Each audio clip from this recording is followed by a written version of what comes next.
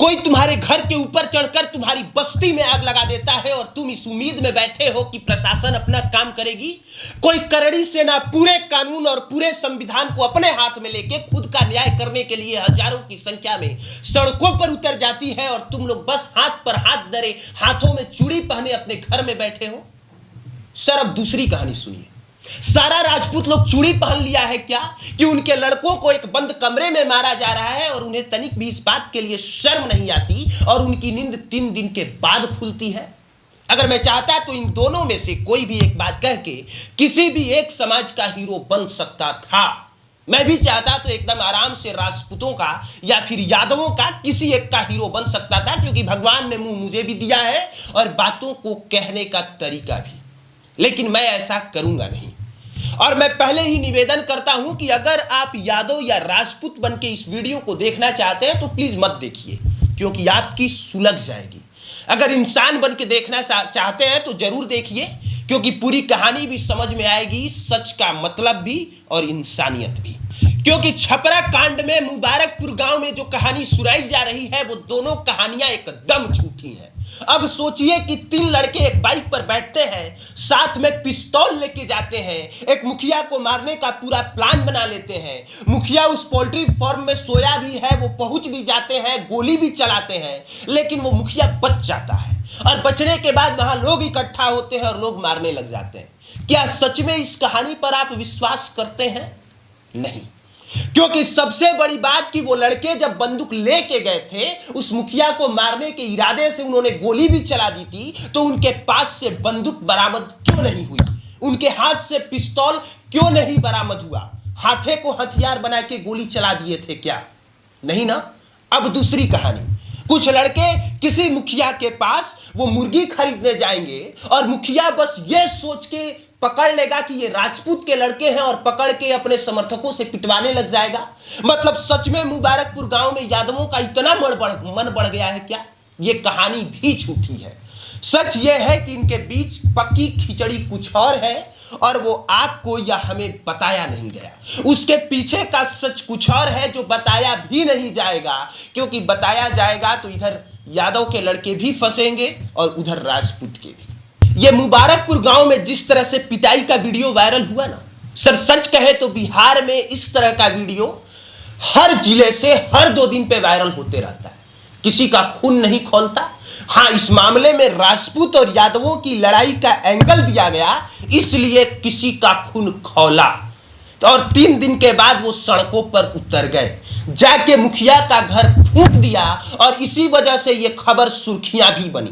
अगर वो ऐसा नहीं करते तो शायद ये खबर सुर्खियां बनती नहीं। और जो लोग कह रहे हैं कि प्रशासन अपना काम कर रही है, उसी प्रशासन का चरित्र ये भी है कि जिस मुखिया को उसी दिन पकड़ लेना चाहिए था, उस मुखिया को थाने से भगा दिया गया था। और ये बात मैं नहीं कह रहा, जिन परिवारों को पीटा गया है उन परिवार के सदस्यों का यह कहना है।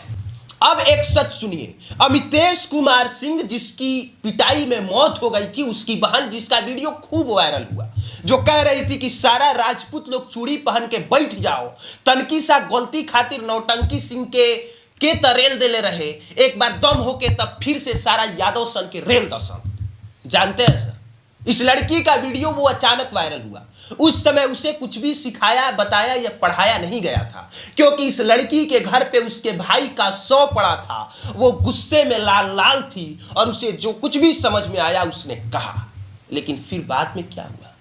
फिर बाद में इस लड़की को समझाया गया, पढ़ाया गया, बताया गया और इस लड़की के अपने मन के मुताबिक सब कुछ कहलवाया गया। अगर यकीन नहीं है तो इस वीडियो का छोटा सा कटिंग मैं डाल देता हूं, आप ध्यान से सुनिए और ध्यान से सुन के बताइए कि पीछे से कोई लड़का कुछ सिखा रहा है या नहीं, और जो सिखा रहा है वही ये लड़की बोल रही है कि नहीं। राजपूत का जातिवाद का, तो राजपूत अगर जातिवाद करता तो अदर कास्ट यहाँ पे टिकता नहीं। आज विश्व में राज करता राजपूत।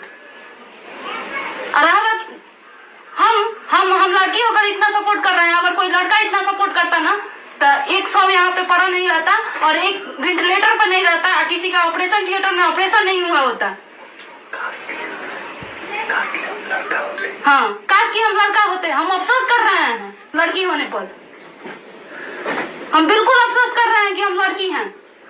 अगर सही में राजपूत में इतना खून में उबाल होता ना तो आज यहाँ पे बैठे नहीं होते सभी राजपूत। अब इस लड़की को सिखाने का क्या मतलब है? सीधा सा यही मतलब है कि लड़की जो बात कह रही है वो बात सुन के कुछ लोगों को और गुस्सा आएगा, कुछ लोग और सड़कों पर उतरेंगे, संगठन हमारा मजबूत होगा और वो कार्रवाई कुछ और बड़ी करेंगे जो नहीं होना चाहिए और बिल्कुल नहीं होना चाहिए। अगर आपको दबाव डालना है तो प्रशासन पे दबाव डालिए ना, अगर आपको दबाव डालना है तो सरकार पर दबाव डालिए ना। अगर आपका पूरा सेना या पूरा संगठन सड़कों पर उतर जाएगा तो कानून नहीं सुनेगा क्या? पुलिस उस पर काम नहीं करेगी क्या? या सरकार उस पर काम करवाने के लिए लाचार नहीं हो जाएगी क्या? ये कौन सा कानून है कि आप खुद उसे हाथ में लेंगे, जाके किसी का घर फूंक देंगे? और ये कौन सा कानून है जो आपको मारने आएगा तो आप ही उसे सजा देने लग जाएंगे, आप उसे घर में बंद करेंगे और उसे इतना मारेंगे कि किसी घर का एक चिराग बुझ जाएगा? गलती तो दोनों तरफ से हुई है सर, लेकिन सबसे बड़ी गलती हुई है इस पूरे मामले को जातीय रंग देके। लेकिन दूसरा सच यह भी है कि जो लोग कह रहे हैं, कुछ दोगले लोग जो कह रहे हैं कि राजपूतों ने इसे जातीय रंग दिया, अरे महामूर्खों, जब कटिहार में नरसंहार हुआ था तब तुम लोगों ने जातीय रंग देने की कोशिश नहीं की थी क्या? चिल्ला चिल्ला के तुम लोग बता रहे थे कि मारने वाले भूमिहार हैं और जिन्हें मारा गया वो यादव हैं। तुम लोग चिल्ला चिल्ला के कह रहे थे कि सभी मारने वाले भूमिहार हैं और जिनको मारा गया वो सभी के सभी यादव हैं।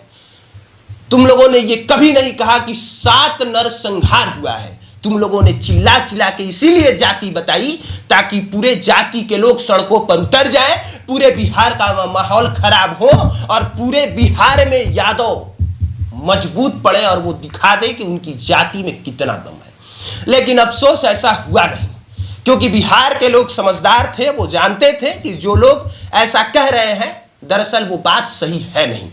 गलती से सभी मारने वाले भूमिहार थे और गलती से जिनको सबको मारा गया वो सभी यादव थे। ठीक वैसे ही जैसा इस मामले में हुआ, मारने वाले सभी यादव थे और जिन्हें पीटा गया वो सभी राजपूत थे। बिहार में कहीं कोई जाति इतना मजबूत तो नहीं है कि बिना वजह के किसी के घर में घुस जाएगी, उसे घसीटने लग जाएगी और बिना वजह के मारने लग जाएगी। सच तो यह है कि 1990 के दशक में भी बिहार में किसी जाति का इतना मजबूत, कोई इतनी जाति मजबूत उस समय भी नहीं थी कि किसी के घर पे आप चढ़ जाएंगे और वो दूसरे जाति का है इसलिए मारने लग जाएंगे। उसके लिए बकायदा संगठन बने, नक्सली बने, किसी ने अपना और संगठन बनाया, एक परमेश्वर मुखिया तैयार हुए, एक नक्सलवाद तैयार हुआ और जातीय संघर्ष की लड़ाई हुई। तो सच ये है कि जिन्होंने जातीय रंग दिया है गलती उनकी है।